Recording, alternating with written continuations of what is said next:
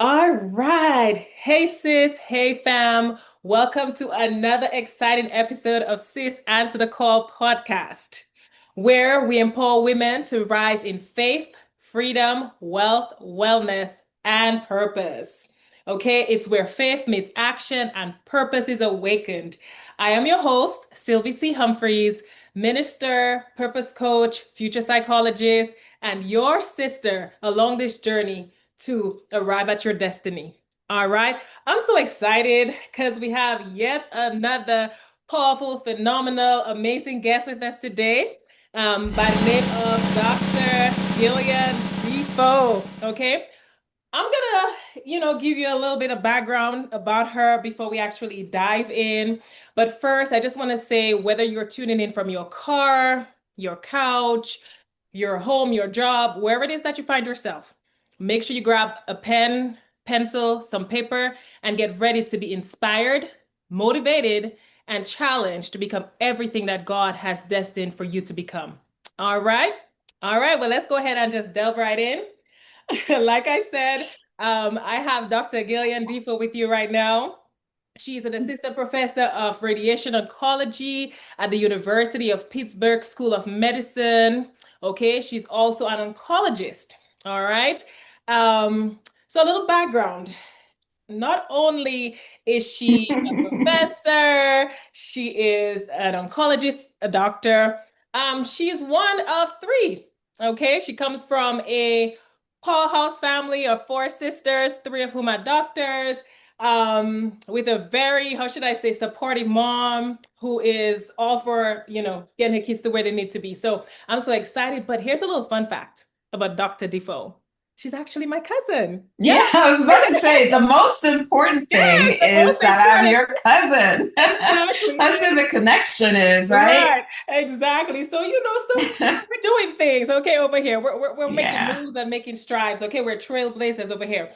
Okay, so let's give her a warm welcome right now. Thank All you. right. Thank you. Yes, yes. So welcome, sis, cuz. Welcome, cuz. It's Yes, so nice to be here. you Ooh, are. I'm like luxuriating in your presence and your energy. I am loving it. Well, I appreciate it, and I'm so happy that you decided to take time from your busy schedule to meet with me. I do not take it for granted.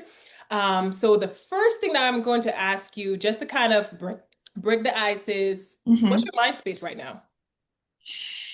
My mind space is right in this moment, present with you. Awesome, awesome. I just ended a call and I'm going to put that aside and I'm going to focus on creating this wonderful podcast with you. All right, awesome, awesome. But, Go ahead. if I could add some more, other things, other where my brain is at, as well as I'm excited. I'm excited for the upcoming holidays and getting time to spend with more family. Absolutely, absolutely. Nothing like it, right? Yeah. Absolutely. Okay, so we're gonna delve right in, guys. So I know you guys are eager to hear all about her, so let's go ahead. So for those meeting you for the first time, how would you introduce yourself the way you want people to know who you are? Yeah. So I'm a mom, a wife, a sister, a friend, and um, a lover of life. Okay. And I never thought about this of myself before, but I am creative. I Okay. think we were placed here on this earth to create. Yes. Um, and yeah, I'm all those things. I'm a life coach. You didn't say that. That's a Yes. big part of what I do. Absolutely. I enjoy coaching, women physicians on being burnout. Um, yeah, I think that's enough. That's a lot of things. That's a lot of things. Okay, so well, thank you for that. I definitely forgot to mention that.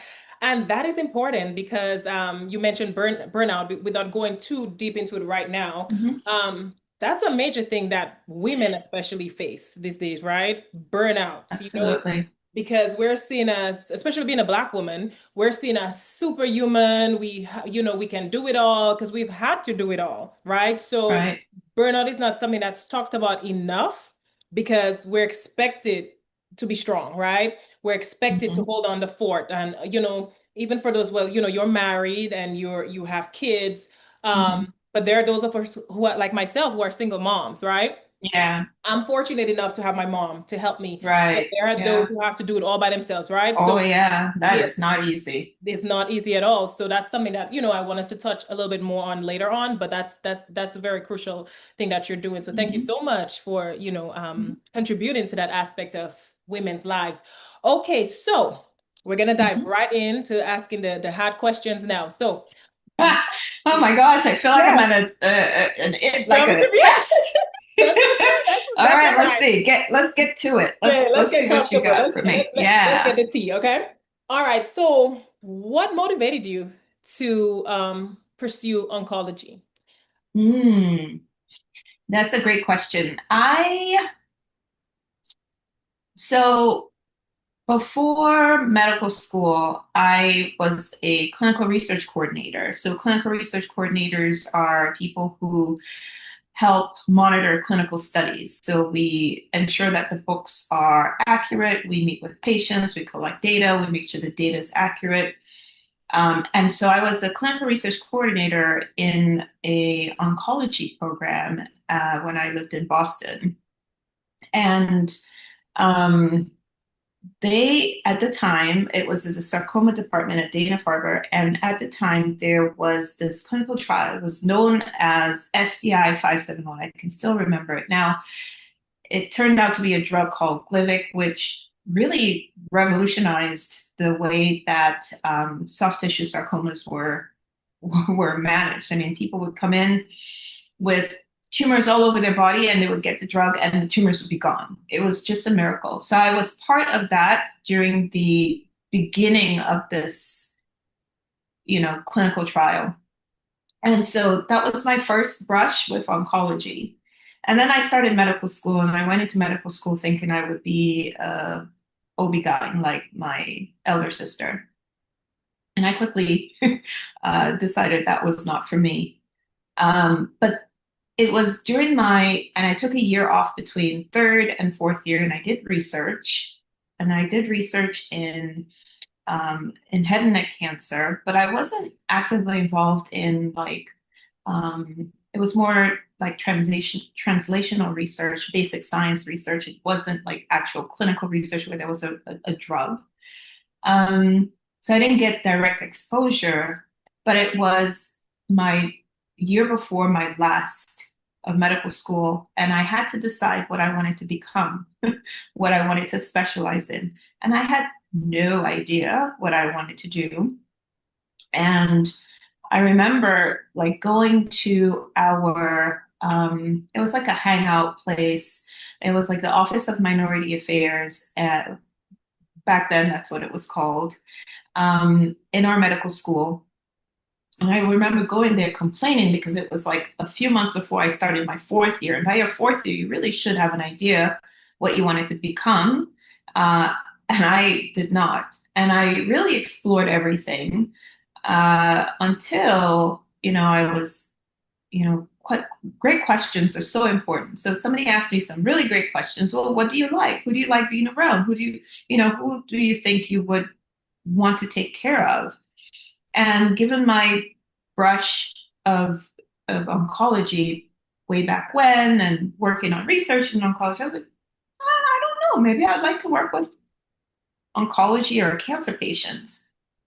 And so I remember him taking this like big book uh, of a directory the of the whole hospital and was like, okay, oncology. And he like went through it. Okay, you could become a medical oncologist, you could become a radiation oncologist. Oh, you could even work in palliative care. I was like, oh, I really like palliative care. And so that summer between my research year and starting my fourth year, I did rounds with a palliative care doctor. And I also um, spent a day with a radiation oncologist. And I just fell in love with radiation. It was like it was like the heavens opened. Like aha moment, right? It was like, yeah, it was like, where has this been all my life? And only to know that most people don't know who radiation oncologists are unless if they were, faced cancer themselves and needed to have our services. Um, but and most medical professions have no idea who radiation oncologists are because we're in the basement and we're nobody really cares and knows unless if you need us and nobody wants to need us. Yeah. And so, but I spent time with a radiation oncologist and mostly I fell in love with the patient population. I really enjoyed managing their care. And it's complicated and it's wrought with a lot of emotion. And it was like just enough of palliative care that I remained interested in because I also liked palliative care. Um, and yeah, the heavens opened and I was like, this is it Wow. for me. Wow. So that's how I became a radiation oncologist. And the rest is history, but it was more complicated than that because at the time, radiation oncology was very competitive to get into. I was late getting into the field. And so, yeah, I had to work really hard the next couple of months to establish myself and get letters of recommendations. And luckily, I matched in the field. And Awesome. I've never looked back. I enjoy going to work every day, or as often as I go to work. I enjoy what I do. Awesome. Awesome. Awesome. I love it. I love it. Um, I got a couple nuggets from what you said. One of the things Hmm. that stood out was the fact that you were on your timeline, right? You said usually by the time you get to your third, fourth year, you're supposed to know, right? Supposed Hmm. to, that's what we Hmm. say, what you want to do, except that you Right. hadn't figured it out as yet, right? Yeah. So just speak on that a little bit, just for a few seconds more, to those, to anyone who's considering pursuing not just medicine, but pretty much any field where they're feeling discouraged because they're not where their peers are. What Yeah. advice would you give them? Oh, yeah. So it was a little scary because I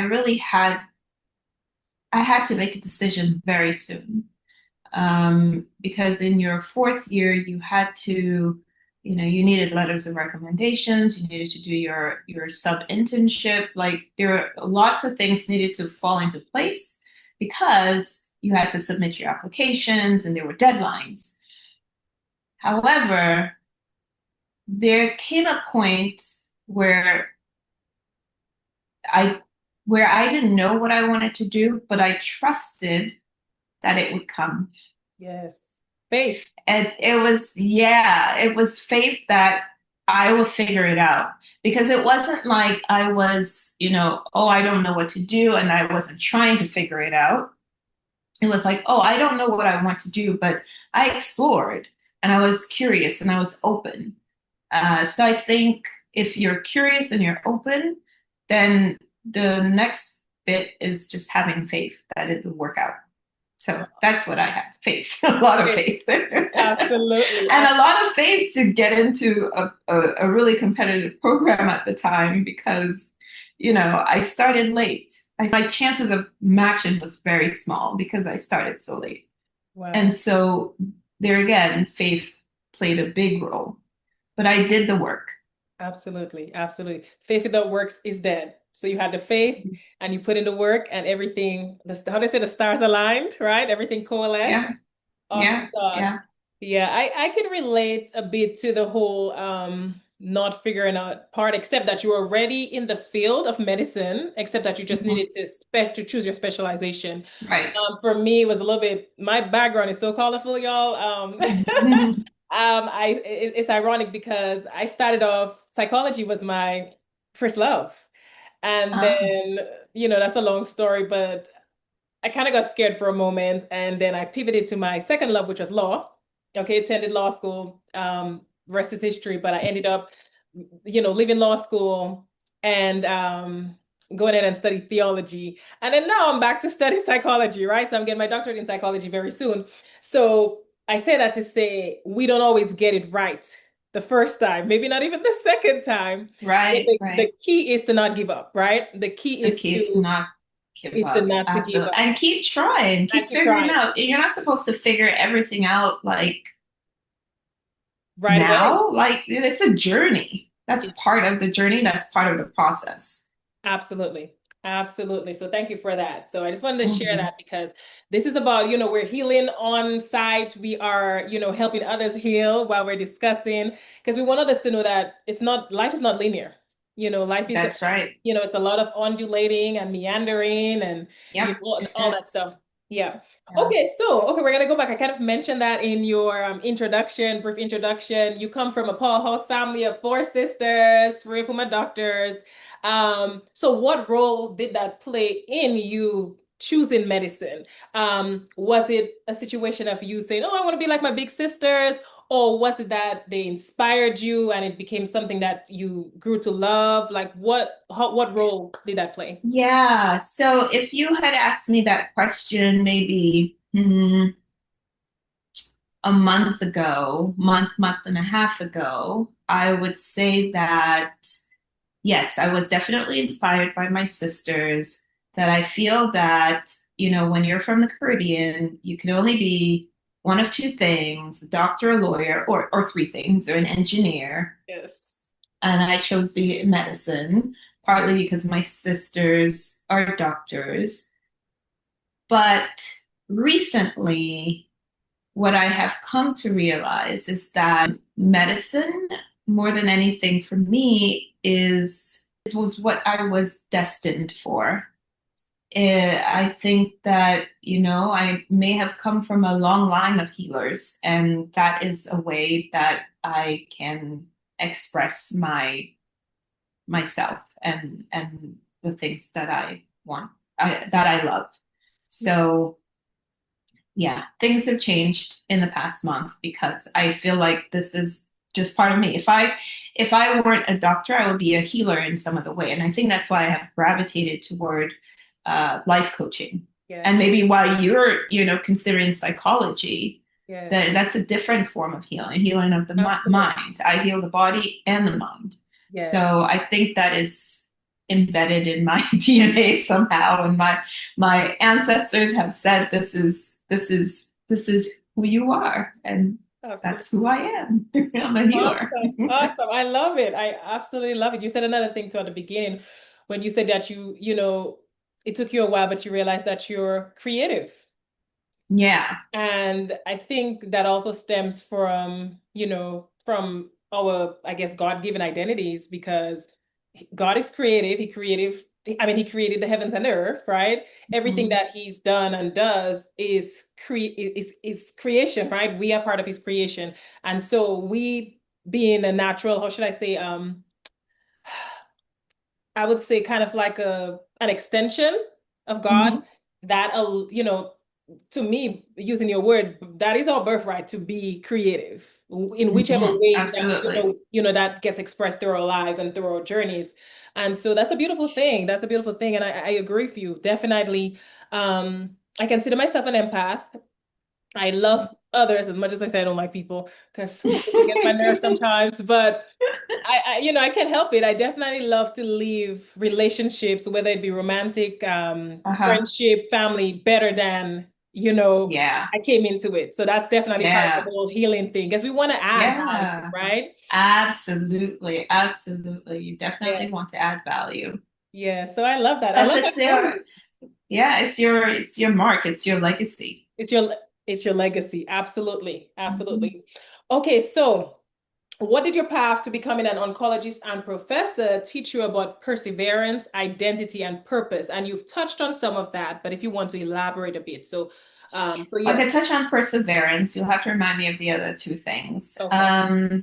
I, going through many years of training is not easy. I mean, you've gone through many years of training yourself in different fields, but still, it does require a lot of perseverance. Um, it's so interesting. I was talking with my coach earlier today, and I told her the one thing I do have is stick to itiveness. Like once I hang on to something, I will continue. Um, and that's part of that is learning to deal with failures, learning to accept failure, and looking at not so much as failure, but as an opportunity to learn. Yes. So that has really fueled me because I have certainly, one could say, failed through many things, but yeah, get back up, brush myself off, and I continue. Absolutely. They say what? Fail forward, Fail right? forward. That's right. Fail forward. Absolutely. Okay, so the other one is identity and the last one is purpose. So what has Oh, your path become? identity. Yes, identity. Yeah, well, my identity has certainly shifted and changed throughout my journey. I didn't start off as a mom, obviously, or a wife. Um, and I imagine that it'll continue to change as I continue on this path. Um, huh. Um, Here's what I would say today about identity. I very much identify with being a Caribbean woman Okay. or West Indian woman Awesome. when before I may not have. Okay. I was kind of like in the blank. I didn't identify as being Black or Black American because I didn't really know what that meant. In the Caribbean, everybody's Black. I mean, Black. you don't have so Yes. much as an identity. Yes. Um, but I can definitely identify with being a Caribbean woman, and I embrace that, and I am really proud of that. Oh, When before, I don't think I really embraced it as much as I do now. okay. Awesome sauce.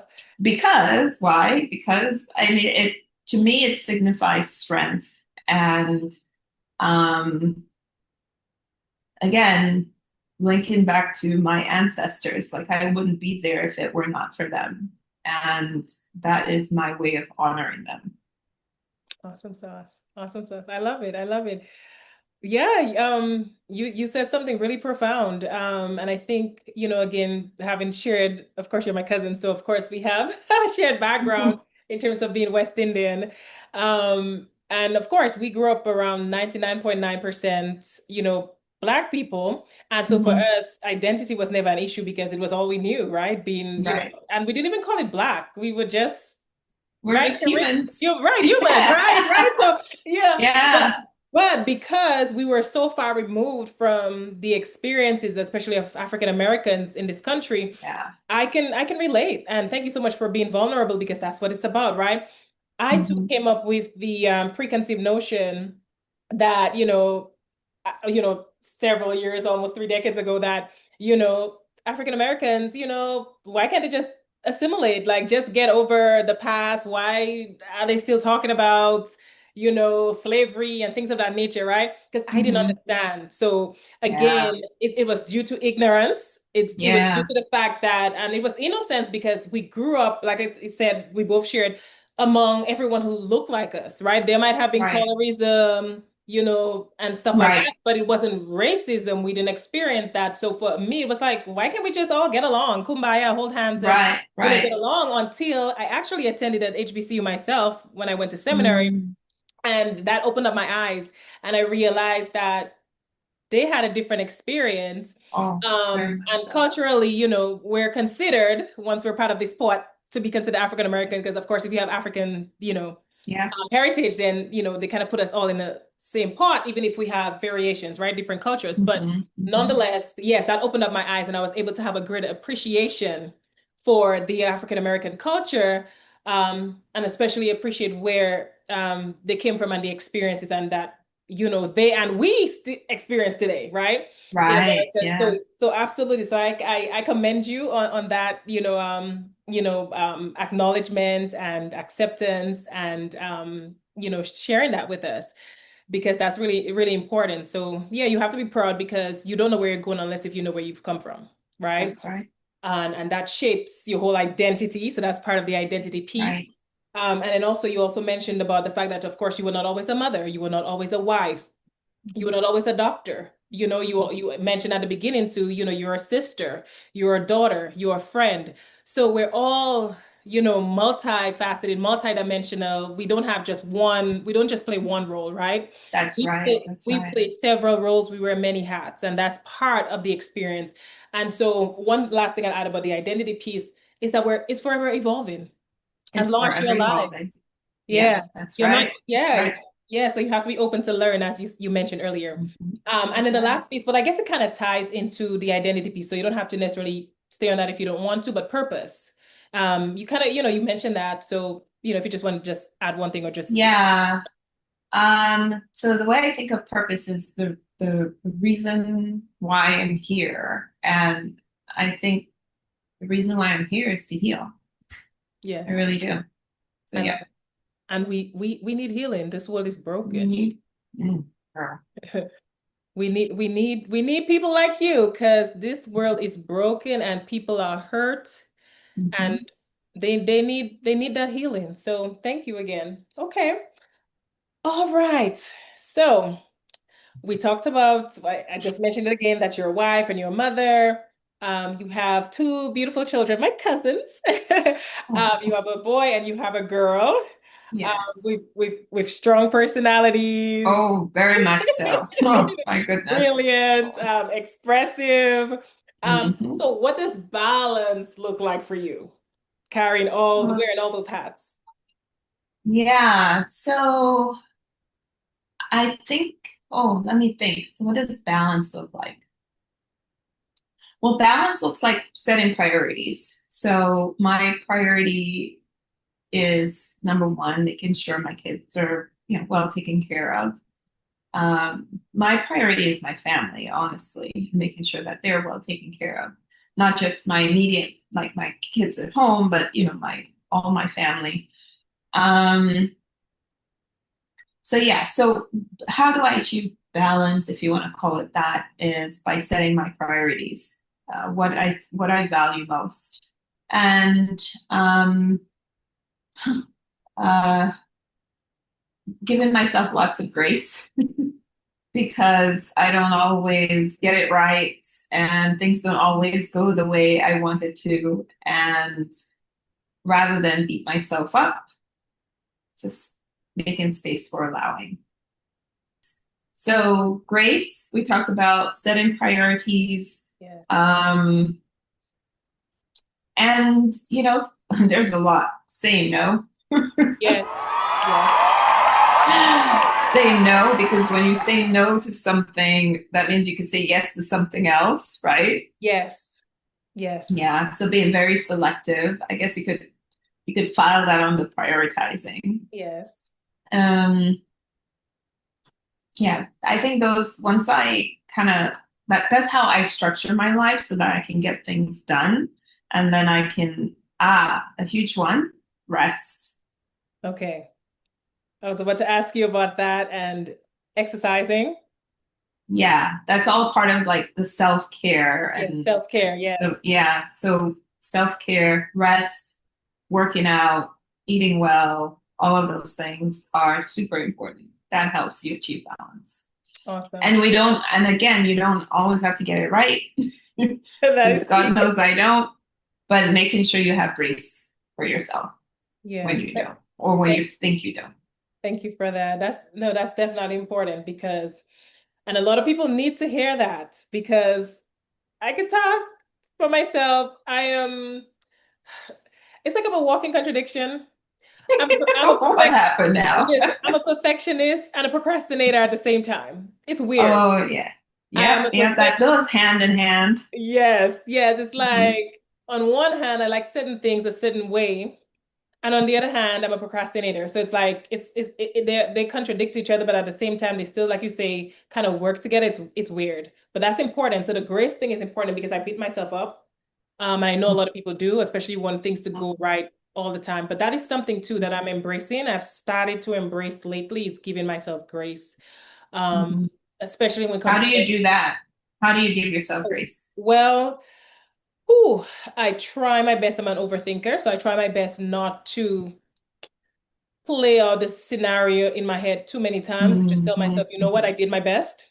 Or Right. if I didn't do my best, I'll have to, do better the next time. because I can't Yeah. undo what has been done. Um, Yeah. and that has become something that's not only good for me, but it's actually necessary for my mental health. Yeah. And I've come to realize that not everything is worth it. It's worth Right. Right. addressing. And the whole no thing. I'm big Yes. on That's the no key. thing. I am starting Yeah. to learn the whole no voice. And I think honestly, just from experience and just from observation, I think, and even from me, from the word of God, it says, "Let your yea be your yea and your nay be your nay." I think Mhm. people respect people more who say no because when they say yes, you know they mean it, as opposed to Right. the yes person, right? Who's a people pleaser. Right. Used to be a people pleaser, and I'm still working through that. But I'm Hmm. learning Hmm. that I can say no without apology or explanation a lot of times. Because I'm the over explainer, I was the people pleaser. I don't want to hurt the person's feelings. I'm not saying Yeah. that you should, but I think respectfully, if you can decline, then somebody can understand that. Like I'm big on me time. So I Good. know that that's an essential aspect of me keeping myself balanced and grounded, is having a lot of me time and taking naps. Oh, yes. Oh, there's nothing like a good nap. Nothing Maybe I'll like take one today. it. You Oh, you should. just gave me a great idea. No, do it. That's how I function. Yes. Yes. Yes. Yes. Naps are yeah, they're the Yes. bomb. Um, Something you said that I wanted to just um, express a little bit more about is the when you're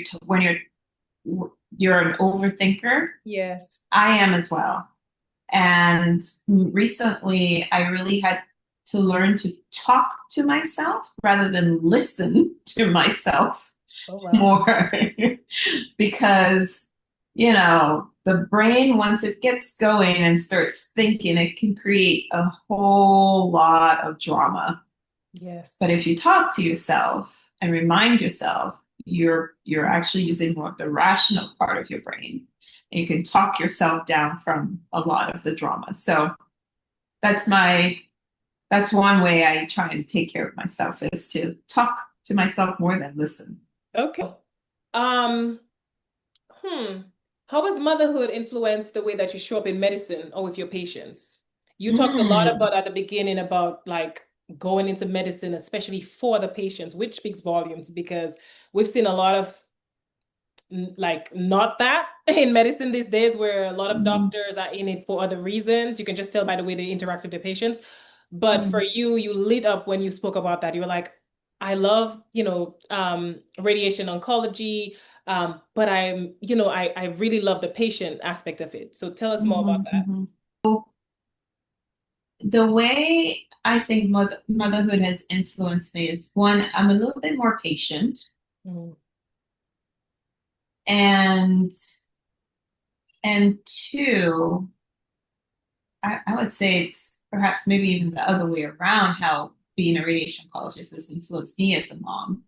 Mm. It could go both ways. Is that um, I am more of a listener, Mm. and it's something I'm still working on. But in medicine, a patient comes to me, and I have to give a recommendation, and I always tell patients that they're in control here. Trust me, I don't tell my kids they're in control. I'm not using that as an analogy. But I always tell my patients, like, my job is um, to inform you. My job is to go over, to give you my recommendation, give you options, the pros and cons of each, and be there as a guide. And I think in the same vein, that's how I'm beginning to approach motherhood. As my kids are getting older, I want them to realize that they need to take responsibility for their own actions. And my role is going to be as a guide. Yes, I'll be there to protect you. No, you're not the boss. But, I am here to, and I tell this to my son who's 11 all the time. Liam, You have options. You could choose this, you could choose that. You get to decide. But each has their own consequences. And I always say, you can learn the easy way or you can learn the hard way. I Yes. mean, it's really up to you. So I think that approach, being a doctor, especially as a radiation oncologist, has informed my the way I mother, and then being more patient with my children has really informed the way I interact with my patients. Um, yeah, I and like I think a lot of that on both sides is has stems from me being a life coach. Like that has really influenced my life, both in medicine and at home. Wow. I like that. So it's like the threefold. It's yeah, so it's life coach, motherhood, oncology, and they all inform each other. I love that. I love Mm-hmm. that. Okay, I didn't think about the other way around, but wow. Again, so different experiences Mm-hmm. inform the way we make decisions because again, you have to be open to learning, right? Yeah. Not just going with preconceived notions, but always be open to learning new perspectives. I like that. Yes. I like that. Yes. Okay, awesome sauce. Well, thank you so much for that. Okay, so um again, some of the questions are going to overlap, but Mm-hmm. again, you can always take the opportunity to expound. Um, again, so oncology is pretty heavy work, right? Mm-hmm. And I like the way that you talked about it, providing options, right? Red pill, blue pill. But Mm-hmm. in that case, it's really you want to give your patients a sense of autonomy. And that's important, right? So they can Mm-hmm. feel like whatever decision they made, they were not coerced into it, Right. they were not tricked into it, or they were not given a guilt trip, right? So they can Right. feel like they still have control over, depending on the stage, um, Right. and the options that they have. They feel like they Yeah. made, a decision, and I like that. So But what I've just go ahead, sure. expand on that, what I have found with a lot of my patients is that, getting the diagnosis of cancer automatically makes a lot of patients feel like they have no control. So that one bit of control that they have, which, I'm happy to, give. I don't have, I never claim control of them, but that feeling that they get when they feel like they have control matters a lot to them. Awesome. Awesome. I can imagine that. It's like you're Mhm. handed at least that's what it feels like, a death sentence at the Mhm. beginning. But just Right. knowing that the doctor is giving you, the various options that you can choose from which you can choose, discuss with your family, and you can come back and Right. say, this is what I want to do.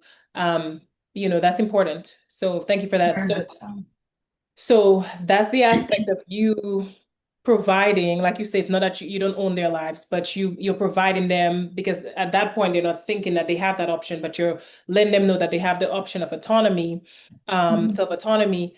But how do you handle the grief handle because of course Mhm. I can tell that you're an empath because again empaths are healers because you have to be Mhm. able to feel for others, empathize with others in order to want to make their Mhm. situations better, right, in order to heal them. So how do you handle that heavy workload, that not the workload in terms Yeah. of the actual work you Yeah. do, Yeah. I but get the it. emotional and The mental. emotional aspect of Yes. it. Yeah. So I think most people have a misconception about radiation oncology in that it's sad all the time, that it's depressing. Um, the vast majority of my encounters, to be honest, are very like fun and um, it's weird. Now, if in an inpatient setting, it will be different, and most of my patients are outpatients. Okay. But that interaction is it's always warm. Most times it's warm. There have been a few times where, and I have felt it.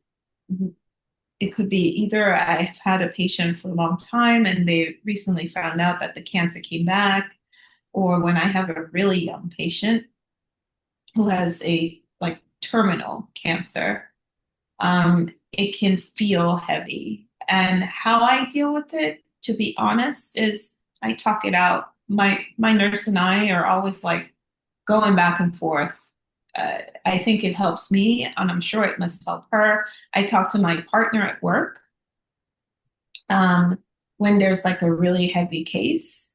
Um, and that just being able to talk about it and kind of letting it go has been extremely helpful for me.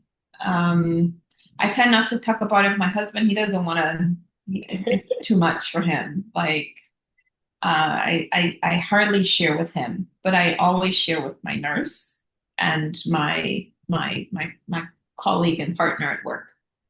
Okay, so community. So that's an important Yes, aspect, community. yes, Um, yes. and a community that you can trust because they're Mhm, within the setting, without breaching the whole, patient doctor confidentiality. So that's very, very mhm. important. So I'm glad that you have that. Um, is there particular, without going into any details, is there a particular Mhm. case of a patient that has deeply impacted you on your journey thus far, um, or maybe more than one, or just in general? Anything? Oh, there have been so many. Gosh, let me think. Um, there have been so many cases that impact me. Like all my interactions with my patients are always reminders how precious life is.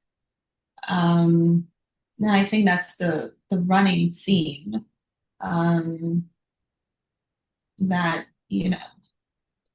a crazy story happened. What's today? Friday. Happened on Monday evening, just right here at home. Uh, I was downstairs and my husband went grocery shopping and then came home and he was like calling my name. And I was like, why is he calling my name? I don't like you to yell my name. Like, like I'm right here, gosh darn it. And he was like, come out. Somebody collapsed outside.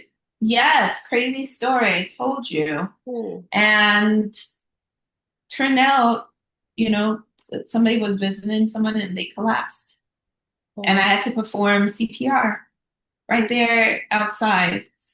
yeah, And the difference is, in my job as a radiation oncologist, my patients have cancer, and for some of them it's terminal, and so you expect death. What yes, you don't expect is a seemingly healthy person to just collapse and you know yes. not recover.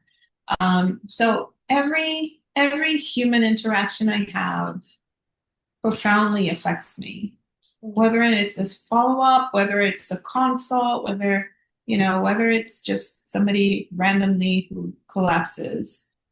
Um, so there isn't like one particular event that I can think of because they all kind of are the same. They all remind me how precious life is.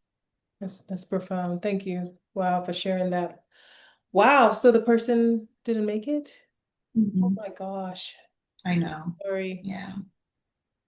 Whew, yes, yes, yes, yes. And again, another reminder, because life is so precious that we definitely need to take advantage of Mhm. the moments and spending quality time with family and doing the things that we love. Absolutely. Absolutely. Gratitude. So speaking of gratitude,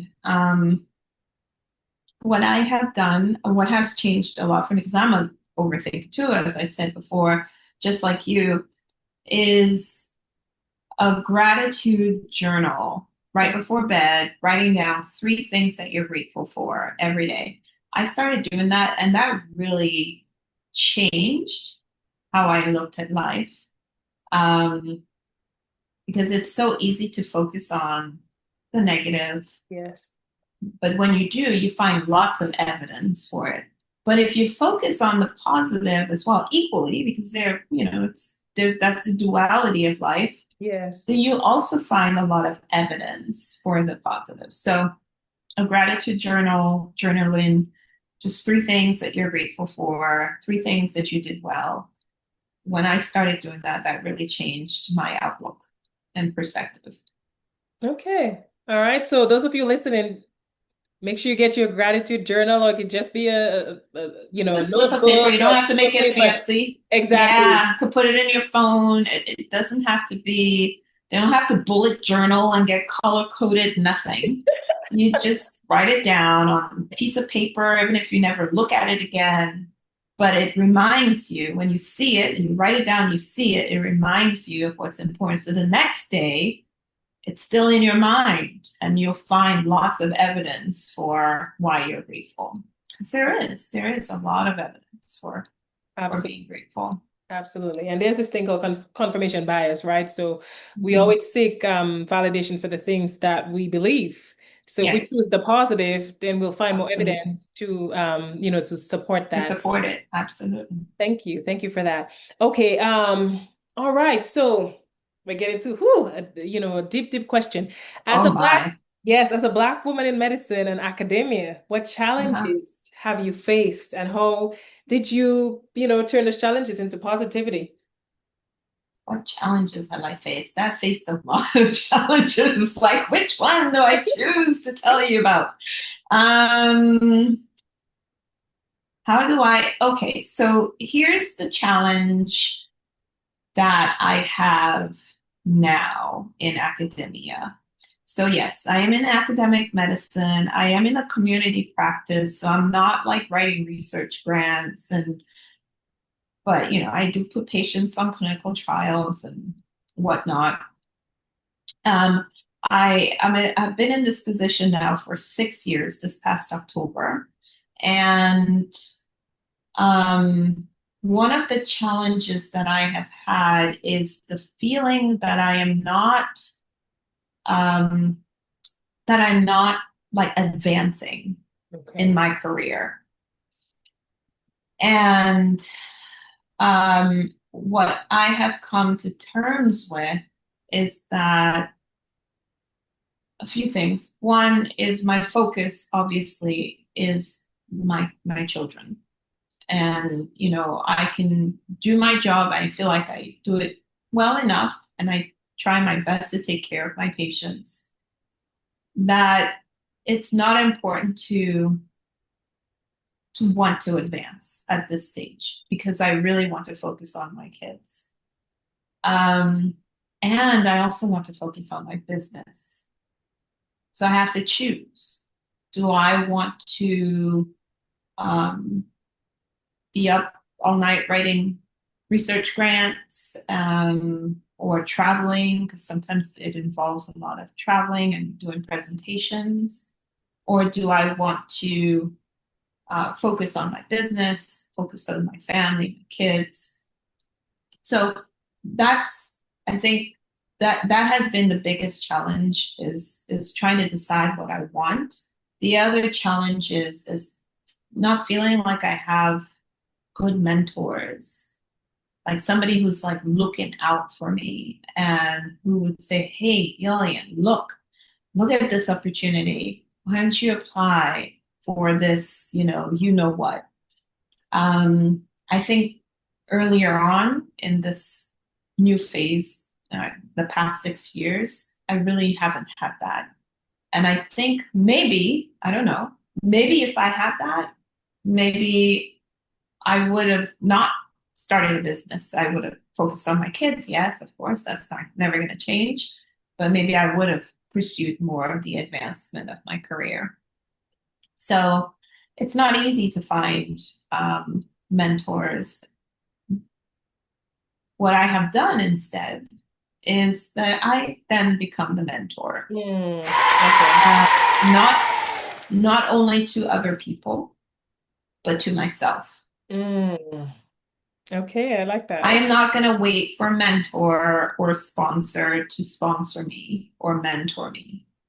I'm going to take that responsibility for myself. So I'm going to seek opportunities. I'm going to apply myself. I'm going to, speak up for myself. I'm going to reach out and network for myself.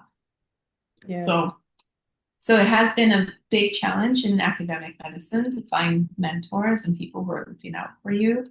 But I'm not letting that stop me. And then deciding, I think the other challenge is deciding, what do I want? You know, what's important for me? Where do I see myself? And then going after it. Okay, okay, I like that. I like that. So, it reminds me of the saying, be the change that you want to see in the Mhm. world. So you Mhm. identified, a gap in your field of study, in your practice, and rather than just, of course, identifying it is key, right? Bringing, Mhm. awareness, that's important. Awareness, yeah. But you're taking, accountability and saying, you know what? Mhm. I'm going to become that for myself and then also that for others. So in that Mhm. way, down the line, you would have, like you say, left a legacy of being Mhm. that for others and then they can pay it forward. So that's important. So thank, Absolutely. wow. Okay, I commend you on that. All right, so we're wrapping up, we're winding down. We just had a few more questions to go. Um, so what do you wish young girls of color knew about pursuing careers in medicine or science? Because we know the percentage, of Yeah. Oh, it's Black very girls bleak. are yes, Yeah. yes. I would say do it. If it's something that you're truly interested in and passionate about, don't let that stop you. Um, I highly encourage it. Because there's so few of us, representation matters even more. I There are many patients, and my population of patients aren't majority Black. They're majority white. But when I do have one or two African American patients, they are just so excited Yeah, and so happy to see me that somebody who looks like them. I think that's important. I think representation. that's very important. Absolutely. Okay, awesome sauce. So we Okay. need you. Yeah. We need you. 100%. And of course, likewise. So yes, we definitely have to be that change and go after, our dreams and don't let statistics stop us, right, from pursuing our dreams. That's right. Um, so outside of medicine, what other passions do you have? You mentioned that, of course, because you're a life coach. So let's talk a little bit more about your life coaching business. Hmm. Yes. So my business started about, it's about 6 years now. I got into life coaching when I was about to transition from um, uh, my prior job. Um, and I had some decisions to make, and I wasn't sure how to go about doing it, and I was really desperate for some help. And I met with a coach, and I was like, "Whoa, people do this! This is amazing!" I had such a great result that I was like, "I have to do this." And so I did my certification. So I've been a life coach now for since 2020, 5 years. Um, my business is supporting women mostly. I do take an occasional man, but I mostly work with women and mostly work with women physicians. Although I can coach anyone on anything, I have chosen to specialize in women physicians. Um, yeah, I work with clients usually one on one. Okay. I enjoy that most. So I don't do group sessions and I don't take on too many clients. I like about one or two clients at any one time. So right now I'm at capacity. Um, and I support them however they need. So they can just show up. You don't have to prepare. You don't have to take notes. You just come as you are and we explore. Coaching is very different from therapy, Yes. but I think if you had good coaching, it can be very therapeutic. Like that. And so I hope that, the clients that I work with gain something from this, because it can really change your life. It can really change your outlook. We started our conversation by you asking me about how did I get into oncology? And, it was really by somebody asking me really good questions. What I do in my coaching sessions is ask really good questions, questions that dives deeper, um, gets you thinking out loud and out of your head, and really examines the different perspectives. So by the time you're done with the session, you have a really clear understanding of not just who you are, but what you need to do and how you need to go about doing it. So I think coaching is very powerful. I really enjoy doing it as well. I think it has really informed how I take care of my patients, how I interact with my husband, my kids, my family members. I feel like I'm a much better person because of it. So that's how I work. I'm also going to be launching a digital product, Okay. hopefully in the next month or so. And I would like to do more of that because then you get a little bit more, because I only see so many people at one time. I have a full practice. I work full time, so I can't do a lot of one-on-ones. But having the digital product gives people a taste of what I have to offer. Um, yeah, I was telling my coach, so I have a coach, like all coaches have coaches, Coaches, yes. and sometimes more than one coach. So I was telling my coach today that, my business um, my business has lasted, or has outlived the test of time, essentially, because a lot of people start businesses and they fail, Yes. and it's now going on 5 years and it's still living. Yeah. What I would love to see it become is more independent, so um, making certainly financially more money, so that I can put it back into the business.